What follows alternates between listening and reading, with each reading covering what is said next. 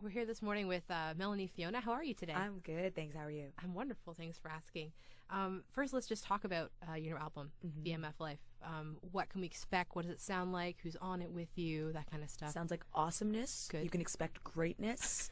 And no, for real, I'm just very, very proud of this album. I think that it's for music lovers, not genre specific.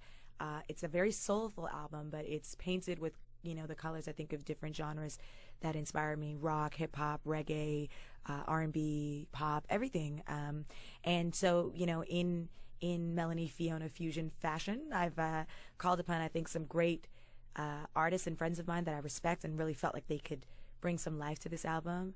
And I've worked with B.O.B. on this album, J. Cole, Nas, John Legend, and there's also a deluxe version of the album which gives 17 songs. And, it's about the ups and downs of life and love. And, there's no uncharted territory on this album. And I really bared my soul. And I think that it was not just for me, but for, I think, the people that need to, I think, celebrate music emotionally. Cry, laugh, sing, dance a little. I think that there's an emotion on there for everybody. And I'm just very, very proud of this album. Well, and there was a quote in your bio that I thought was interesting that said, the key thing I want to impress upon anyone who listens to the MF Life is the idea it's possible to learn from everything that comes at you, which I think is great. Absolutely. What have you learned since your last album came out that maybe influenced this? Oh, I've learned that life is filled with ups and downs. And there's strength and beauty in the moments in between and in the ride.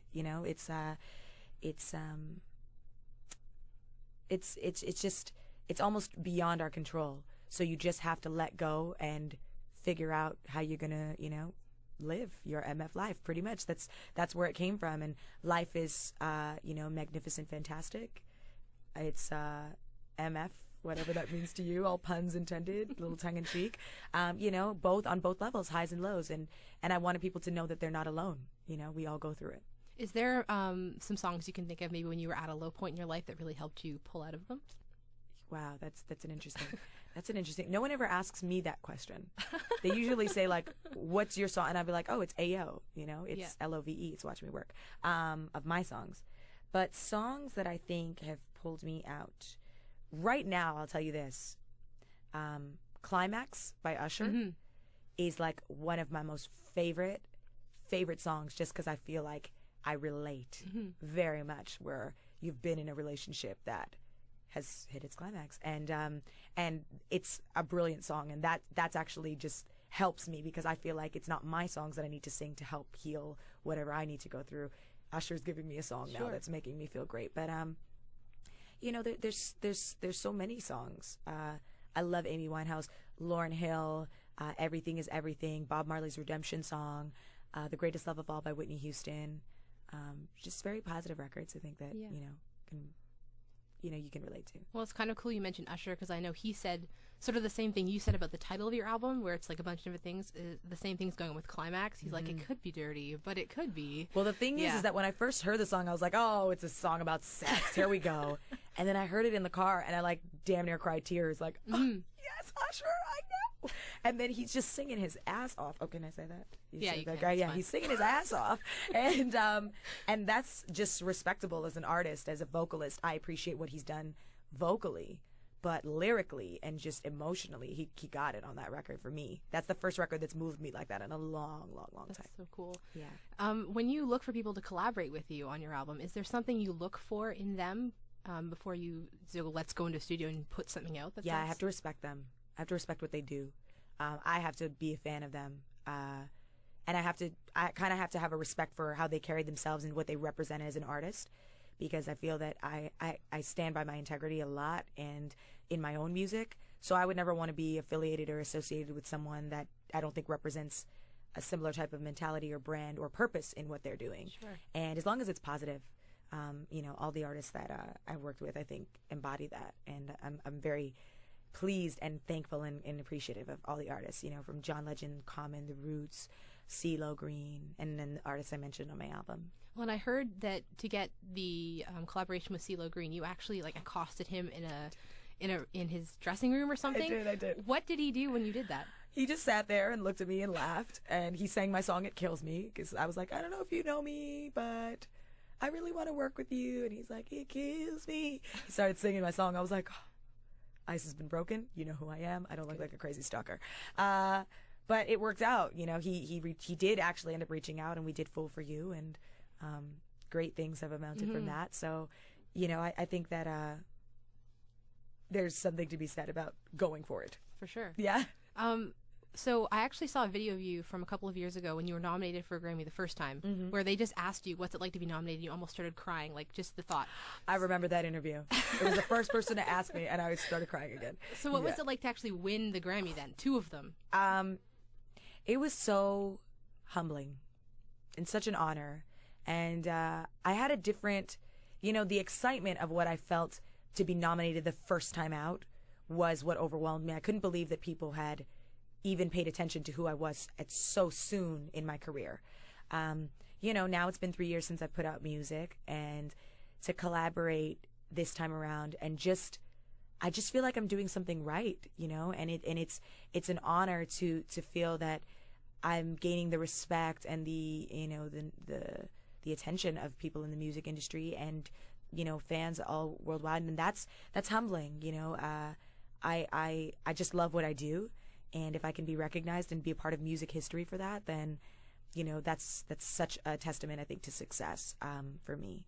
And, you know, I just feel like it just encourages me to just keep doing things, because I feel like aside from awards, there's something positive I can contribute and offer just to the world, and I think people who hear my music. So what a dream come true.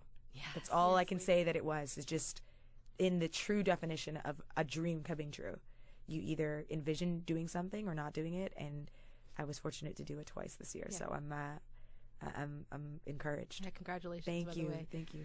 When you get a day off when you're on tour or doing promo or whatever, what do you like to do? Sleep.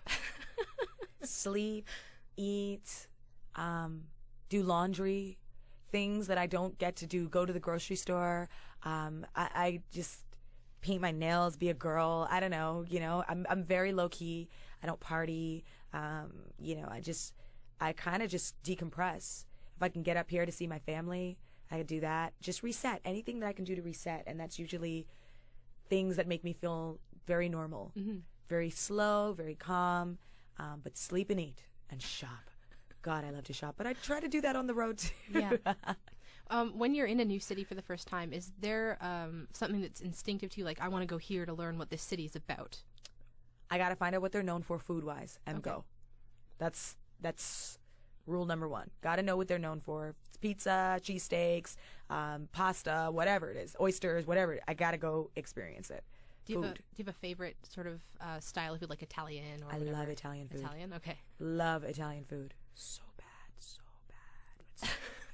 So cheesy and starchy and carby, so delicious. It's basically everything you aren't supposed to eat. Basically everything I'm not supposed to eat. I'm pretty good about my diet, though. I've changed my diet a lot in the last few years, I think, to accommodate and to assist in, like, the type of lifestyle that I need to live.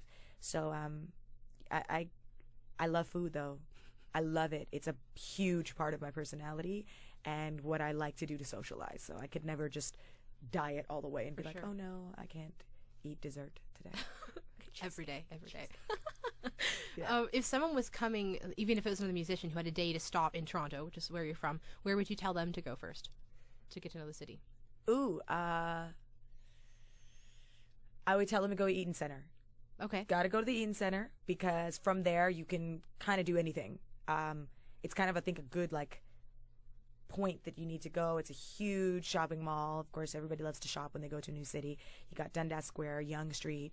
I read an interview, it was like a relationship advice interview almost that you done, where it seemed like you were just repeating yourself, like honesty and respect are the 2 most important things. Does it ever blow your mind a little bit that's not more obvious to people? Yeah, I do. I just think that for some reason, people have a hard time telling the truth. I don't know why. Just be honest, you know? I'd respect someone more for being honest. You can't respect a liar. There's 2 words that just don't go together. So, you know, I'd rather have somebody tell me I hate you and mean it than say I love you and don't mean it. Yeah. You know? It's just the way it is. It's so refreshing sometimes. Yeah, and I keep it real too. And that's something I think that I've grown and learned in my experiences of life and love, is you got to be true to yourself and how you're feeling, because you only have to answer to yourself at the end of the day. Really. It's true. And if you're out with someone for the first time, what is sort of your ideal like first date or first thing to go do with somebody to get to know them? Eat. Eat. I'm all about this food. Yeah. I just like, I think you can learn a lot about somebody over dinner. You can tell a lot about their mannerisms, their choice of food, what they're open to. And I'm a foodie, so if I go to dinner with somebody and I'm like, oh, this is my favorite thing, you have to try it, and they're like, no, I don't eat that. And if I say, well, have you ever tried it? And they say, no, but I don't like it. Well, how do you know you don't like it if you haven't tried it? It's an instant turnoff for me. Mm-hmm. That I'm not open to try things, instant turnoff. But I think when you're away from the distractions of the internet and, media, and it's just one-on-one conversation, I think you can really get a chance to know somebody very quickly. It's cool, too, when you have those moments of silence and you see how somebody reacts when there's like an moments of silence. pause. Are they awkward? Yeah. Eye contact? Are they fidgety? How comfortable are they? And I feel like the key to a first date is to not treat it like a first date. Yep. Treat it like you're hanging out with a friend, because instantly that pressure of, do you like me? Do I like you? I don't know. Let's just see if we actually just like each other as people before I decide if I want to date you. I just don't classify anything any time hanging out with anybody as a date until we're dating. Yeah. Yeah. That makes sense. And so is there anybody that you haven't worked with yet that you would just love to work with in the studio, write with, anything like that? I'd love to work with Alicia Keys. I would love to work with Stevie Wonder. I would love to work with Kanye West. I think that those three artists I'm very, very much inspired by and respect at most. And so I feel like they all bring something beautiful to their craft, and that's what makes them unique. Well, I know you've toured with Alicia and Kanye. I have. If you got to do one of those tours over, which one would you pick? Like, because it was amazing, or because you wish you could have done better, or for whatever reason? Interesting. It's an interesting question. The Alicia Keys tour was just perfect. It was just such an amazing experience for me. And I can't say there was anything that I would have done over, because it was my first tour after people knowing my music. If I had to choose, I would say Kanye, just because it was a shorter run, and I probably would have been a little bit more fearless, I think, going into it now. But I did get that from him. From the second show, he told me, he's like, you've got everything you need. He's like, now get out there and give him something to remember. And so knowing that now and how I've built up my chops, I think that if I got on that hip-hop tour again, it could have been, I could be a lot stronger now this time around. What goes through your head when you hear something like that from somebody who you respect and admire that much? Listen. Yeah. Pay attention. Pay attention, and this is valuable information from somebody who's been on the front lines and is giving you some knowledge. And that is, it's respectable. He doesn't have to give his opinion or his 2 cents to compliment, respect. He doesn't have to do any of it. But to know that he's advising me or guiding me in any sort of positive direction, and I've taken those exact words that he told me, and I've remembered that going forward in building my own show now for my own fans, and it definitely makes for my best show yet, for sure. So looking forward at the next few months or over the next year, what can we expect from you? More videos, music videos. This time, Change the Record, Wrong Side of a Love Song. I'm going to be out on the road promoting this album. I'm going to be doing a lot more charity work, which I'm excited about, which benefits a lot of women's causes. I've already done some stuff in the past with breast cancer, as well as women who've been incarcerated and have been released. So I want to do a lot of programs with girls in music this year too. So just getting out there. I want to do some merchandise and fashion stuff for ladies. I have some really, really great ideas that I'm excited about that I think are important for women to know, because I consider myself to be a working, functioning woman. I'm just in a different profession. Sure. So I want to make things that are going to, be tailored to women and make our lives a little easier, because we already have it hard enough. It's true. Yeah. That's awesome.